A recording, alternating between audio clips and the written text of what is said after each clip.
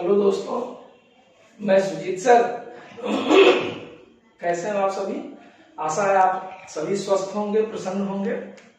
आज हम अपने वीडियो में कॉन्स्टिट्यूशनल डिजाइन के पार्ट 3 में है। आज हम इस वीडियो में देखेंगे जो भारतीय संविधान का निर्माण हुआ, तो भारतीय संविधान के निर्माण में उसके दर्शन क्या है, उसके विचार क्या है, भारतीय संविधान में क्या गाइडिंग वैल्यूज थे जो हमारे संविधान में दृष्टिगत होते हैं, जिसमें न केवल स्वतंत्रता सेनानियों के दर्शन बल्कि उनके विचार भी प्रस्फुटित होते हैं।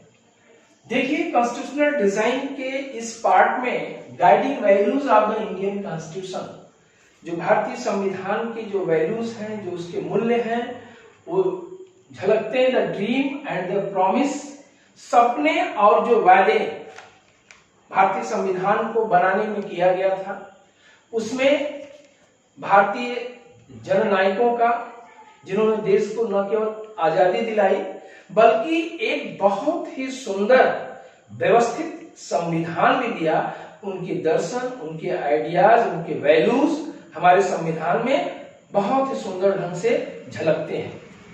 महात्मा गांधी की बात करते हैं तो जैसा कि मैंने बताया था कि भारतीय संवैधानिक सभा का जब गठन जुलाई 1946 में हुआ, तो उस समय जब पाकिस्तान निर्माण की बात हो गई तो 299 मेंबर्स भारतीय संवैधानिक सभा के बनाने में निर्वाचित हुए थे, जो यहाँ के प्रतिनिधि थे, जनता के द्वारा निर्वाचित थे। जनता से मतलब इनडायरेक्ट प्रोसेस से ही हर जगह से, क्षेत्र से निर्वाचित थे। Mahatma Gandhi was not the member of constituent assembly, but there were many members who followed his vision. लेकिन उनके मूल्यों को, उनके विचारों को संवैधानिक सभा के 299 मेंबर में अधिकांश लोगों ने फॉलो अप किया, और वह मूल्य, वह दर्शन हमारे संविधान में झलकते हैं। क्या थे संवैधानिक दर्शन हमारे? The realise India from all freedom and patronage, find way to give voice to the poor. Release India from all freedom and patronage, इसका मतलब क्या है कि भारत गुलामी की बेड़ियों से और गुलामी से संबंधित बातों से आजाद है। भारत ये महसूस करता है कि हमें अवसर मिली है अब आजाद भारत में स्वतंत्र काम करने का। इसके अतिरिक्त find way to give voice to the poor, यहाँ के लोग जो गरीब तबके के हैं, उनको यह महसूस हो कि हम स्वतंत्रता पूर्वक जीवन जी रहे हैं। एक अच्छे संविधान के निर्माण में हमारा भी योगदान है, हम भी कहीं न कहीं भागीदार हैं, हमारी सहभागिता सुनिश्चित है समता के आधार पर। तो जाकर के भारत अच्छे अर्थों में आजाद महसूस करेगा और संविधान की वैल्यूज लोगों को समझ में आएगी। जब गरीब को लगेगा कि हमारी भी सहभागिता है, हमारी भी डिग्निटी का इसमें ध्यान रखा गया है। Establish equality in perfect harmony, eliminate untouchability, women's empowerment increase। इसका मतलब यह है कि establish equality in perfect harmony, लोगों के बीच में एक समता की भावना, समानता की भावना और भाईचारे की भावना, परफेक्ट हार्मोनी हो। आपस में रिश्ते सौहार्दपूर्ण होने चाहिए, जिससे लोग एक दूसरे को साथ शेयर कर सके, उठ बैठ सके, मिलजुल सके, और ये लगे कि स्वतंत्र देश के स्वतंत्र जो संविधान बना है भारतीयों के द्वारा बना है, तो भारतीयों का दर्शन है इसमें। और इलिमिनेट अनटचबिलिटी, जो छुआछूत एक बहुत बड़ी बीमारी है, जो दलित वर्ग को दबा करके रखने की बात है, गरीब तबके को दबा करके रखने की बात है। न कोई छोटा है, न कोई बड़ा है। आज से इस संविधान में इलिमिनेट अनटचबिलिटी, इसकी भी प्रावधान होना चाहिए। वास्तव में महात्मा गांधी जी बच्चों संवैधानिक सभा के मेंबर न होते हुए भी उनकी विचारधाराएं हमारे संविधान में दिखती है। संविधान की जब हम पार्ट्स को पढ़ते हैं, जो हमारे संविधान 22 भाग में बटे, उसमें फंडामेंटल राइट्स की जब बात करते हैं तो एंड ऑफ अनटचबिलिटी आर्टिकल 17 में है, छुआछूत का, अस्पृश्यता का अंत। एकदम ही उनकी विचारधारा वहां पर गजब की झलकती है। वुमेन एम्पावरमेंट मतलब महिलाओं के सशक्तिकरण की बात बहुत अच्छे से महात्मा गांधी की विचारधारा यहाँ पर है। अगर देखा जाए तो ग्राम पंचायतों के गठन में जो महात्मा गांधी के वैल्यूज थे वो आगे चल करके संवैधानिक संशोधन जब हुआ 73वां संविधान संशोधन, जिसमें 33% आरक्षण 33% आरक्षण रूरल गवर्नमेंट में वुमेन एम्पावरमेंट को बढ़ाने की बात की गई, तो कहीं न कहीं ये गांधी जी के दर्शन भी वहां पर झलकते हैं।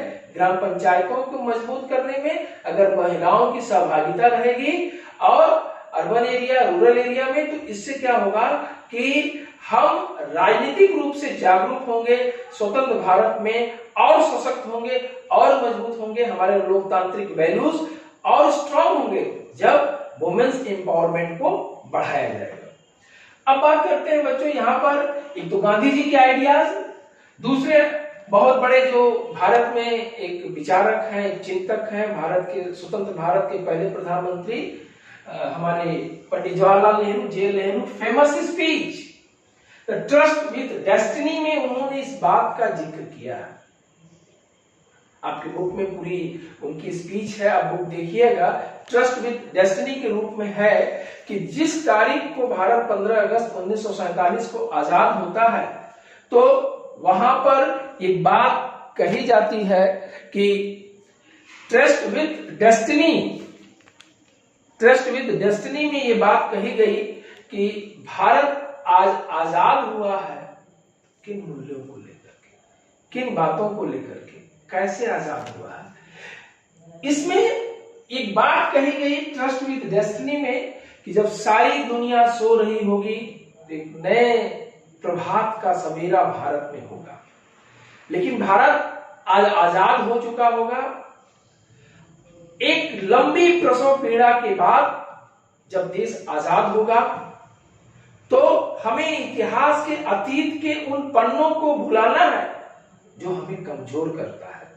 हमें लाखों करोड़ों आबादी के आंसुओं से, उनके आंसुओं को पोंछना है, और तब होगा जब देश से दरिद्रता, अशिक्षा, भूखमरी दूर होगी, तब वास्तव में भारत निश्चित रूप से स्वतंत्र होगा, निश्चित रूप से आजाद होगा, तब जाकर के सच्ची आजादी मिलेगी। ये बात ट्रस्ट विद डेस्टिनी में पंडित जवाहरलाल नेहरू की बात थी। अगले जो बहुत बड़े थिंकर्स हमारे डॉक्टर भीमराव अंबेडकर, एक बड़े कानूनविद, शिक्षाविद, समाज सुधारक, ड्राफ्टिंग कमेटी की चेयरमैन। कॉन्स्टिट्यूंट असेंबली जब बनी तो ड्राफ्टिंग करने की जिम्मेदारी डॉक्टर भीमराव अंबेडकर को दी गई। इनकी विचारधारा यह थी कि जो डिस्क्रिमिनेशन है, जो भेदभाव है दलितों के साथ, वो समाप्त हो। इनकी आइडियोलॉजी महात्मा गांधी से कहीं कहीं नहीं मिल रही है, तो महात्मा गांधी के कटु आलोचक भी हैं हमारे अंबेडकर साहब, लेकिन मार्ग वही है, एक स्वतंत्र भारत के लिए एक अच्छे संविधान का निर्माण करना, जिसमें गरीब तबके के, दरिद्र तबके के, जिनको डिस्क्रिमिनेट किया गया है, उनको समानता देना, भाईचारे की भावना के साथ उनको बांधना, आर्थिक सामाजिक न्याय देना, राजनीतिक वोट प्रदान करना, जिससे उनको ये लगे कि हमारी भी डिग्निटी का सम्मान किया गया। अब इसके बाद आते हैं guiding values of the Indian constitution में फिलॉसफी ऑफ द कॉन्स्टिट्यूशन। भारतीय संविधान का दर्शन क्या है? भारतीय संविधान के दर्शन में बच्चों जब बात करते हैं तो इसमें सीधी सी बात है कि पूरे भारतीय संविधान के दर्शन को दो भागों में बांट सकते हैं, जो संविधान में दृष्टिगत होता है। पहला तो वो विचारक जिन्होंने देश को आजाद करने में, संविधान बनाने में अपनी बहुत बड़ी कुर्बानी दी है, और दूसरा जो प्रस्तावना में ही झलकता है। जैसे अमेरिका का संविधान बना, यूनाइटेड स्टेट्स ऑफ अमेरिका, तो उसकी पूरी बात उसके प्रियम्बल में ही है। उसी प्रकार भारत के संविधान का दर्शन भी हमारे प्रस्तावना में ही दिया है। We the people of India से जो स्टार्ट होती है, हम उसी प्रस्तावना के कुछ महत्वपूर्ण शब्दों की यहाँ व्याख्या करेंगे, जो पूरे संविधान को प्रतिबिंबित करता है, परिलक्षित करता है, एकदम स्पष्ट कर देता है कि हमारा संविधान कैसा है। We the people of India, यहां कहने का मतलब है हम भारत के लोग, अर्थात हम भारत के लोग भारत के संविधान का हम प्रतिनिधित्व करते हैं। भारतीय संविधान किसी की गुलाम नहीं है, हम आजाद हैं। हमारे ऊपर जो जिम्मेदारी दी गई है उसको अच्छे से निभाना है। प्रतिनिधित्व हमें प्रदान की गई है, इसका मतलब यह है कि गुलामी नहीं है हमारे अंदर। और दूसरी बात यह कही कि हमारे जो प्रतिनिधि हैं वो बाहर से आयातित नहीं है, वो देश के हैं जिनको हमने चयन करके भेजा है। इसके बाद जब बात आती है सोवरेन की, अर्थात प्रभुत्व संपन्न, भारत एक स्वतंत्र प्रभुत्व संपन्न राष्ट्र है। इस पर आप कोई विदेशी हुकूमत नहीं है। With the people of India मतलब भारत के लोगों के द्वारा बनाया गया, भारत के लोगों के द्वारा बनाया गया, भारत के लिए बनाया गया, जिसमें कोई विदेशी शासन सत्ता नहीं है, विदेशी दबाव नहीं है। विदेशी दबाव के साथ साथ कोई विदेशी नियम कानून हमारे देश पर लागू नहीं होते हैं। हम भारतीयों का कानून भारतीयों के द्वारा बनाया गया, डेमोक्रेटिक है, जो लोकतांत्रिक है, जो सभी को लेकर के चलता है, जिसमें जनता की भागीदारी सहभागिता स्पष्ट दिखती है। सेकुलर है, धर्मनिरपेक्ष, बाद में शब्द का संशोधन करके इसको बनाया गया पंथ निरपेक्ष। पंथ निरपेक्षता का मतलब सभी लोग अपने धर्म को मानने के लिए स्वतंत्र हैं, अबाध रूप से इसको मान सकते हैं। और अबाध रूप से जब इसको मान सकते हैं, इसको एक्सेप्ट कर सकते हैं, राज्य का कोई ऐसा धर्म नहीं होगा जो कहीं से आरोपित होगा, जो कहीं से किसी धर्म को बढ़ाया देगा, बल्कि राज्य का कोई अपना धर्म नहीं। राज्य सभी धर्म के लोगों की चलने की बात करेगा, सर्वधर्म समभाव की बात होगा। हर व्यक्ति आजाद है, वो अपने ढंग से किसी भी धर्म का चयन कर सकता है। क्योंकि हमारे देश के विभाजन में पाकिस्तान का जन्म धर्म के आधार पर इस्लामिक राष्ट्र के रूप में हुआ था, लेकिन भारत का जन्म पंथ निरपेक्ष धर्म निरपेक्षता के आधार पर हुआ था, सर्वधर्म समभाव के आधार पर हुआ था। हर नागरिक स्वतंत्र है किसी भी धर्म को स्वीकार करने की। इसके बाद आती है रिपब्लिक, अर्थात गणतंत्र की बात आती है। रिपब्लिक का मतलब हमारे कॉन्स्टिट्यूशन का जो head of the constitution president होता है बच्चों, वो हेड के सिस्टम से नहीं है। जब हम ब्रिटेन की संविधान की बात करते, ब्रिटेन के संविधान की बात करते, तो वहां कॉन्स्टिट्यूशनल मोनार्की है, वहां रानी हो या राजा हो, एक वंशानुगत सिस्टम से चला आ रहा है। लेकिन भारत में ऐसा नहीं, हमारा जो हेड ऑफ द कॉन्स्टिट्यूशन होगा वो इलेक्टेड होगा, वो चयनित होगा, उसका चुनाव होगा, वो निर्वाचित होगा, तब जाकर के वो हेड ऑफ द कॉन्स्टिट्यूशन होगा। गणतंत्र, भारतीय गणतंत्र का मतलब यह है, वंशानुगत नहीं होगा, जैसा कि ब्रिटेन के संविधान में दिखता है। जस्टिस, न्याय सबके साथ होगा, गरीब अमीर के आधार पर नहीं, जाति धर्म के आधार पर नहीं। Right to equal before law, nobody can discriminate behalf of the sex, religion, caste etcetera. Everybody equal to law, कानून के समक्ष सभी समान हैं। लिबर्टी, इक्वलिटी, फ्रेटर्निटी, लिबर्टी आजादी, इक्वलिटी समानता, फ्रेटर्निटी बंधुत्व की भावना, जो फ्रांस की क्रांति का मेन थीम था। हमारे संविधान में भी है आजादी, हम आजाद मुल्क के निवासी हैं, हम आजाद देश में कहीं पर भी कोई भी व्यापार व्यवसाय कर सकते हैं, चयन कर सकते हैं, समता के साथ रहना, समानता के साथ रहना, एक दूसरे के साथ मिलजुल करके रहना। कानून सबके लिए बराबर है, उसमें कोई भेदभाव नहीं होगा, चाहे वोट करने की राइट हो। एक व्यक्ति की जो वोट की, जो एक निम्न व्यक्ति का जो समान व्यक्ति है, निम्न से अभिप्राय यहाँ एक समान व्यक्ति है जिसकी इनकम बहुत कम है, उसकी वोट की वैल्यू जो होगी वही एक प्रेसिडेंट या प्राइम मिनिस्टर की वोट की वैल्यू होगी। ऐसी बात हमारे संविधान में दिखाई दी। फ्रेटर्निटी, भाईचारा के साथ रहेंगे, जो ब्रिटिश हुकूमत के दौर में या उसके पहले देखने को नहीं मिलता। हम छोटे बड़े के आधार पर ऊंच नीच की भावनाएं हमारे संविधान में नहीं होगी। इसके बाद हमारा संविधान सभा द्वारा बच्चों 26 नवंबर 1949 को स्वीकार किया गया और 26 जनवरी 1950 को पूरे देश में लागू हुआ और तभी से हम रिपब्लिक डे के रूप में 26 जनवरी को आज भी मनाते हैं। ये भारतीय संविधान का दर्शन है, भारतीय संविधान की प्रस्तावना है।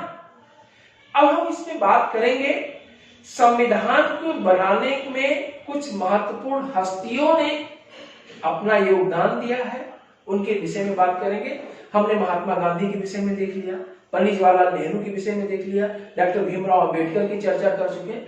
इसके बाद सब इंपॉर्टेंट पर्सनालिटीज अदर, जैसे सरदार वल्लभ भाई पटेल, अबुल कलाम आजाद, एच.सी. मुखर्जी, श्यामा प्रसाद मुखर्जी, मणिकलाल मुंशी, सरोजिनी नायडू, ये संवैधानिक सभा के ऐसे सदस्य हैं जिनके बल पर हमारे संविधान का निर्माण हुआ और स्वतंत्र देश में हम स्वच्छंद सांस ले सकते हैं, ले रहे हैं, अपने ढंग से अपना व्यापार व्यवसाय का चयन करते हैं और आजाद जिंदगी जीते हैं। तो कहीं न कहीं इनके मूल्य है और इनकी कुर्बानी है, उनकी त्याग तपस्या के बल पर ही हम आज यहाँ पर महसूस कर रहे हैं आजाद देश के आजाद। तो बात आती है पहले वल्लभ भाई पटेल की। तो वल्लभ भाई पटेल का जन्म 1875 और उनका डेथ 1950 को हुआ। सबसे बड़ी बात है इनका integration, national integration of India को एक करने में बहुत बड़ा योगदान था बच्चों। बिस्मार्क ऑफ इंडिया इनको कहा जाता है, आयरन मैन ऑफ इंडिया कहा जाता है। Integration of the over 500 princely state, देशी रियासतों के एकीकरण में इनका बहुत बड़ा योगदान है, जिसकी वजह से आज इनको आयरन मैन ऑफ इंडिया कहा जाता है। देशी रियासत मतलब ब्रिटिश इंडिया थी और एक प्रिंसली स्टेट थे बच्चों। 500 से ऊपर रियासतें थी।